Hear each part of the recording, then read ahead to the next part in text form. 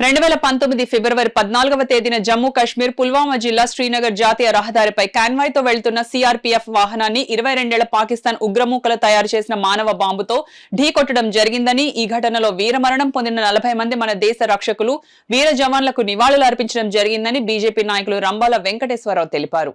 పుల్వామా దాడిలో అమరులైన వీర జవాన్లకు Kakinada rural Sarpavaram junction వద్ద ఘనంగా నివాళులు అర్పించడం జరిగింది. జంక్షన్ నుండి పోలీస్ స్టేషన్ మీదుగా జాతీయ జెండాలు కొవ్వొత్తులతో ర్యాలీ నిర్వహించి ఘనంగా జోహార్లు అర్పించడం జరిగింది. ఈ సందర్భంగా BJP Kakinada parliament convener Rambala Venkateswararao మాట్లాడుతూ 2019 ఫిబ్రవరి 14వ తేదీన మానవ బాంబుతో ఢీకొట్టడం జరిగిందని, ఈ ఘటనలో 40 మంది మన దేశ రక్షకులు వీరమరణం చెందడం, ఈ ఘటనతో దేశం ఒక్కసారిగా ఉలిక్కి పడిందని అన్నారు. దేశం యావత్తూ మన వీర జవాన్లకు ఘనమైన నివాళులు అర్పిస్తూ వారి కుటుంబాలకు ధైర్యాన్ని అందించారని, ఈ రోజు చీకటి రోజుగా జరుపుకుంటూ ఉన్నామని రంబాల అన్నారు.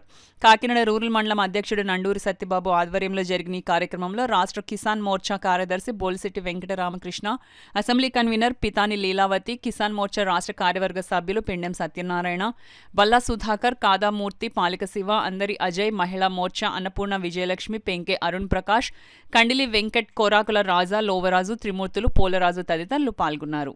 మానవ బాంబు ఏదైతే 22 ఏళ్ల కుర్రాడు ఒక బస్సుపై మానవ బాంబుగా వచ్చి వారిని ఢీకొట్టడం జరిగింది. దాంట్లో బాంబ్ బ్లాస్ట్ లో 40 మంది వీర జవాన్లు కూడా అసూలు పాసడం జరిగింది, వీర మరణం పొందడం జరిగింది.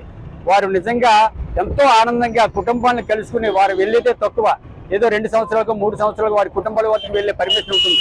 వారు నిజంగా వారి కుటుంబాలకు వద్దకు వెళ్ళి వాళ్ళతో ఆనందంగా గడిపి బంధువులతోటి, స్నేహితులతోటి, అలాగే అన్నదమ్ములతోటి, భార్యలతో, అందరితో ఆనందంగా కలిపి వారు 40 మంది కూడా ఒక బస్సులో బయలుదేరుతుంటే అక్కడ పుల్వామా జిల్లాలో ఏదైతే ఈ బాంబ్ బ్లాస్ట్ జరిగిందో ఇది కేవలం పాకిస్తాన్ కుట్ర.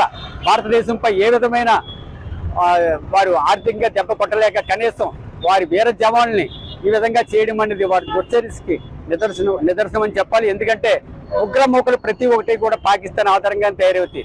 భారతదేశంలో ఉన్న ప్రతి ఇంట్లోని కూడా వీరందరికీ కూడా గతంలోనే 140 కోట్ల మంది భారతీయులు అందరూ కూడా వారికి నివాళులు అర్పించడం జరిగింది.